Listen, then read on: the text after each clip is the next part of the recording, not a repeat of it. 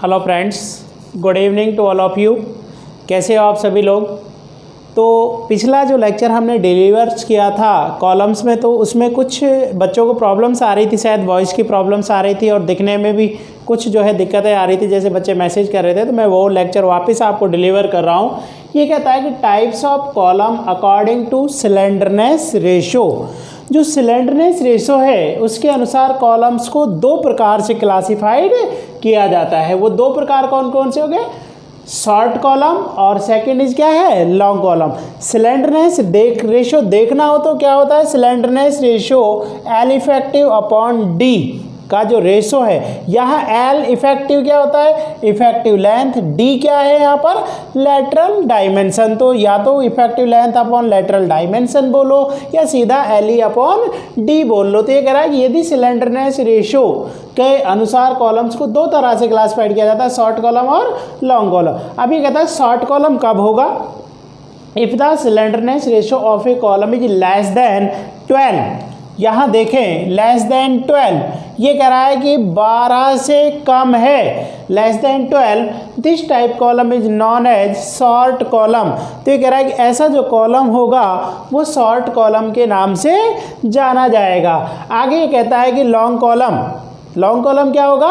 If the slenderness ratio of a column is greater than equal to 12, ये कह 12 या 12 से ज़्यादा होगा तो this type column is known as long column. तो ये कह रहा है कि सिलेंडरनेस रेशियो 12 से कम है शॉर्ट कॉलम, सिलेंडरनेस रेशियो 12 है, 12 से ज़्यादा है, क्या कहलाएगा? Long column. आगे कहता है types of column according to ties. जो टाई लगी होंगी, जो रिंग लगी होंगी उस कॉलम में, उसके अनुसार कितने प्रकार से क्लासिफाइड किया जाता है। कह रहा है टाइज या रिंग के अनुसार कॉलम को दो प्रकार से क्लासिफाइड किया जाता है। दो प्रकार कौन से हो गए? लेटरल टाइज कॉलम और helical ties column. Lateral ties column आपका कैसा दिखेगा? बिल्कुल जो रिंग लगी हुई है, एक रिंग यहाँ लग रही है, एक यहाँ लग रही है, मतलब एक पर्टिकुलर इंटरवल पर अगर रिंग्स लगी हुई है तो इस तरह का जो कॉलम है वो कहलाता है लेटरल टाइज कॉलम। और यदि एक ही सरिये को लेकर राउंड कर दिया गया है वो कॉलम कहलाता है हेलिकल टाइज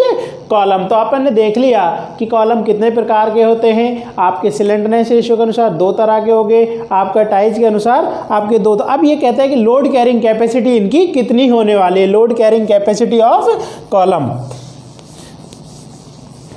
तो ये कहता है कि लोड कैरिंग कैपेसिटी जब मैं निकालूंगा तो मैंने ये देखा कि शॉर्ट और लॉन्ग के अनुसार देख लूँ और टाइज के अनुसार भी मैं उनका।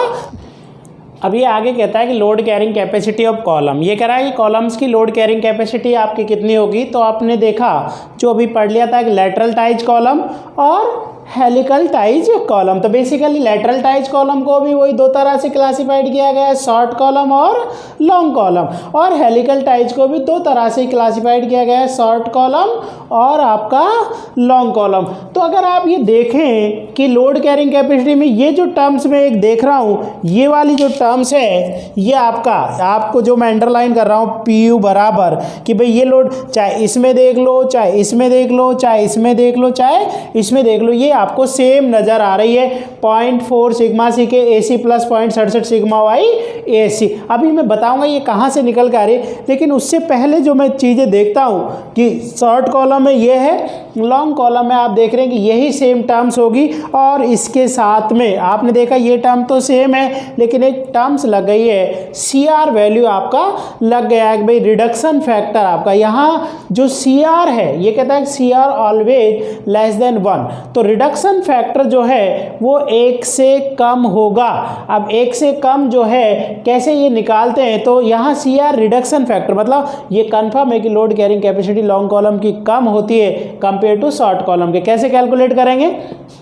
CR बराबर 1.25 माइनस LE अपॉन 48B। अगर यहाँ देखना चाहूँ वेयर LE बराबर इफेक्टिव लेंथ होगा, इफेक्टिव लेंथ आपका टर्म्स होगा, और जो ये अब B है ये लेटरल डायमेंशन ऑफ कॉलम है, लेटरल डायमेंशन ऑफ कॉलम ये आपका है। लेटरल डायमेंशन ऑफ कॉलम आपका है। तो ये कहता है कि मैं रिडक्शन फैक्टर जो है इस तरह से निकाल लूँगा, लेकिन आगे कोड कहता है IS 456 जिसके अनुसार आप डिजाइन ऑफ RCC पढ़ते हैं, ये कहता है कि if LE upon I minimum, यहाँ देखो LE इफेक्टिव लेंथ है और I minimum radius of gyration को रिप्रेजेंट करता है। तो ये कह रहा है कि LE अपॉन I मिनिमम मतलब effective length to minimum radius of gyration greater than 40, मतलब इनकी जो वैल्यू है वो 40 से ज़्यादा अगर है, 40 से ज़्यादा है, तो ये कहता है कि रिडक्शन फैक्टर इस वाले फॉर्मूले से सही निकल कर नहीं आता। ये कह रहा है कि CR कैसे निकलेगा, अगर आपका ये 40 से ज़्यादा है तो CR बराबर 1.25 minus LE upon 160 I minimum, और I मिनिमम मैं आपको बता ही दिया कि I मिनिमम यहाँ पर मिनिमम रेडियस ऑफ जायरेशन है आपका। तो आपने देख लिया कि लोड कैरिंग, तो आपने ये देखा कि यहाँ पर ये टर्म्स थे, इसके साथ CR लग गया। CR मैंने देख लिया किस तरह से कैलकुलेट करने वाला हूँ। CR की वैल्यू हमेशा 1 से कम होती है, तो कंफर्म हो गया कि इसकी load carrying capacity short column की तुलना में क्या होने वाली है, कम प्राप्त होने वाली है। अब मैं देखता हूँ हेलिकल टाइज कॉलम, मैं देख रहा हूँ सेम टर्म्स आपका जो यहाँ नज़र आ रही है वही आपका, मतलब शॉर्ट को शॉर्ट से कंपेयर कर रहा हूँ, सेम टर्म्स नज़र आ रही है, लेकिन मैं देख रहा हूँ कि इसके साथ में आपको 1.05 दिख रहा है। अब ये 1.05 दिख रहा है तो इसका मतलब जो भी ये वैल्यू आएगी इससे ये 5% ज़्यादा प्राप्त होने वाली है। कितने % ज़्यादा आने वाली है, 5%। तो आप ये कह सकते हैं, आप यहाँ देखो, आप इससे इसको कंपेयर करा के देखो, सेम जो टर्म्स आपको यहाँ नज़र आ रही है वही टर्म्स आपको यहाँ पर नज़र आएगी, लेकिन इसके साथ अगेन 1.05 आपको लिखा हुआ दिख रहा है। तो अब मैं यहाँ से एक बात समझ गया हूँ कि लैटरल टाइज कॉलम की तुलना में जो हेलिकल टाइज कॉलम होते हैं उनकी लोड कैरिंग कैपेसिटी 5% आपकी ज़्यादा होती है, या 5% आपकी ज़्यादा प्राप्त होती है। साथ के साथ डक्टिलिटी भी ज़्यादा होती है, क्योंकि आप देख रहे हैं कि इनमें जो लैटरल टाइज कॉलम में जब लोड लगाएंगे तो टूट जाएगा, क्योंकि रिंग्स एक यहाँ लगी है, एक यहाँ लगी, एक यहाँ लगी है आपका, लेकिन हेलिकल में एक ही उससे बांधा हुआ है, तो जब लोड लगाते हैं तो वो बैंड होकर ज़्यादा लेट वो टूटता है, तो आपको डक्टिलिटी भी ज़्यादा होगी। तो कई बार पूछ लेता है कि हेलिकल टाइज कॉलम की विशेषता बताओ, तो आपको बोल दोगे कि भैया 5% लोड कैरिंग कैपेसिटी ज़्यादा होती है लेटरल टाइज कॉलम से, और आप कहोगे कि इसकी डक्टिलिटी भी ज़्यादा होती है, मतलब लोड कैरिंग कैपेसिटी और ductility is more compare to lateral ties column. तो अपन ने देख लिया। अब यहाँ पर सिग्मा वाई क्या है, grade of steel, sigma y grade of steel है।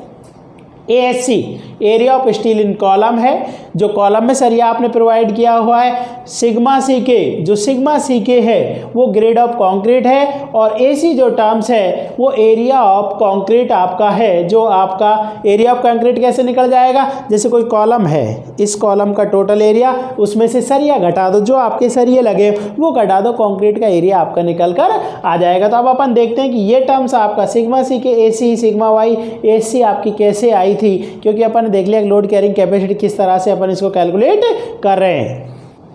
अब आगे देखते हैं जो लोड कैरिंग कैपेसिटी में बेसिक सा फॉर्मूला आपको नज़र आया था वो कहाँ से आपका निकल कर आया। हालांकि यहाँ कॉम्पिटिटिव एग्जाम पे इसका बहुत ज़्यादा कोई लॉजिक नहीं है, लेकिन मैं आपको थोड़ा सा बता देना चाहता हूँ कि आया कहाँ से। तो जिसमें देखा कि load carrying capacity of column किसके बराबर होना चाहिए, भाई लोड फोर्स एक तरह से किसके बराबर होगा, फोर्स टेकिंग बाय कंक्रीट, क्योंकि इस कॉलम में दो चीज़ें हैं, एक तो कंक्रीट है और एक स्टील है। Force taking by concrete plus force taking by steel, की भाई कंक्रीट और स्टील दोनों मिलकर एक फोर्स को रजिस्ट करने वाले हैं। अब फोर्स किसके बराबर होता है, स्ट्रेस इनटू एरिया।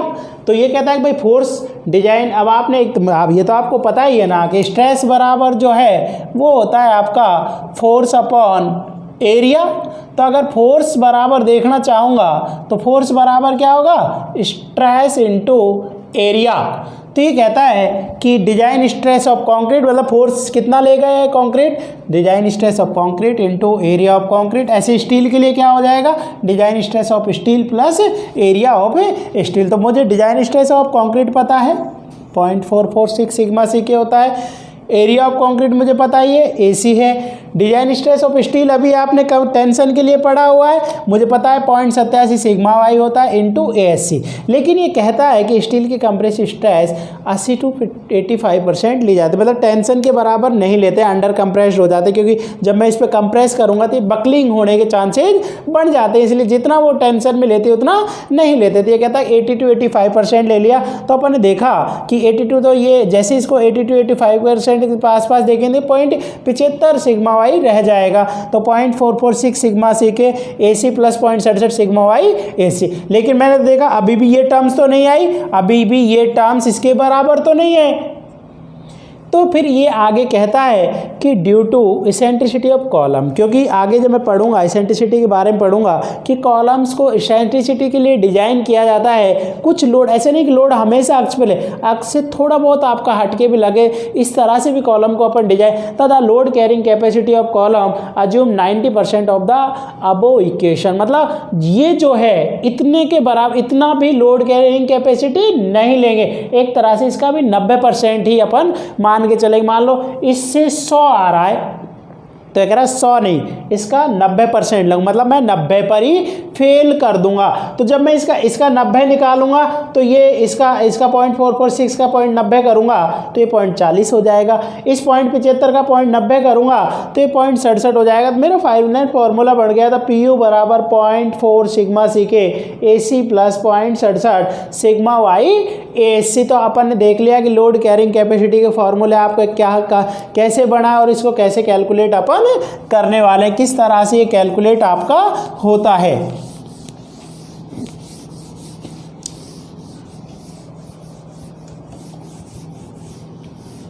तो ये अपन ने जो है पिछले वीडियो लेक्चर में जो पढ़ा था, शायद जो क्वालिटी का आपको कुछ इश्यूज आ रहे थे, ये आपने यहाँ पर इसको देख लिया है। Thank you.